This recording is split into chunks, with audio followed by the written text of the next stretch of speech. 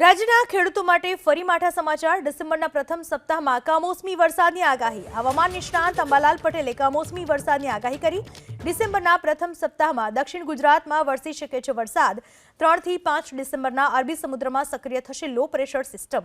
લો પ્રેશરના કારણે દક્ષિણ ગુજરાતમાં વરસી શકે છે કમોસમી વરસાદ। 5મી ડિસેમ્બરના બંગાળના ઉપસાગરમાં પણ સક્રિય થશે લો પ્રેશર। વાદળોના કારણે 29મી નવેમ્બરથી મહત્તમ તાપમાનમાં ઘટાડાની શક્યતા। લો પ્રેશરના કારણે લઘુત્તમ તાપમાન વધતા અમુક વિસ્તારમાં ઠંડીની આંશિક અસર। દક્ષિણ મધ્ય ગુજરાત અને પશ્ચિમ સૌરાષ્ટ્રમાં ઠંડીથી મળશે રાહત। ઉત્તર ગુજરાતના ભાગોમાં ઠંડી વધવાનું અનુમાન। 22મી ડિસેમ્બર બાદ ગુજરાતમાં પડશે ગાત્રો થીજવતી ઠંડી।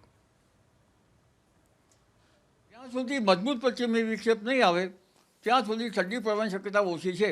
અત્યારે વેસ્ટર્ન ડિસ્ટર્બન્સ નબળા આવી રહ્યા છે, પરંતુ ડિસેમ્બર માસમાં લગભગ બીજા સપ્તાહથી અને 22 ડિસેમ્બર બાદ મજબૂત પશ્ચિમી વિક્ષેપ આવવાની શક્યતા રહેશે। લગભગ 22 ડિસેમ્બર બાદ પશ્ચિમી વિક્ષેપ મજબૂત આવતા દેશના ઉત્તરીય પર્વતીય પ્રદેશોમાં ભારે હિમવર્ષા થતાં ગાત્રો થીજવતી ઠંડી પડવાની શક્યતા રહેશે। અને 27 ડિસેમ્બરથી જાન્યુઆરીની શરૂઆત સુધીમાં ન્યૂનતમ તાપમાન ગુજરાતના કેટલાક ભાગમાં 10 ડિગ્રી તો કેટલાક ભાગમાં 8 ડિગ્રી સેલ્સિયસ થવાની શક્યતા રહેશે। 27 ડિગ્રી સેલ્સિયસ ઉપર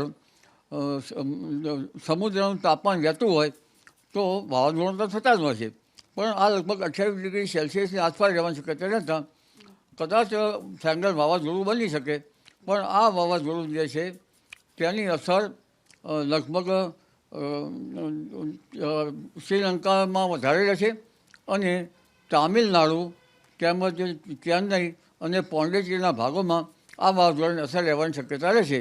અને લગભગ 65 થી 70 કિલોમીટર ઝડપના પવન ફૂંકાવાની શક્યતા રહેશે। આંચકાના પવન 90 કિલોમીટર ઝડપ પડવાની શક્યતા રહેશે।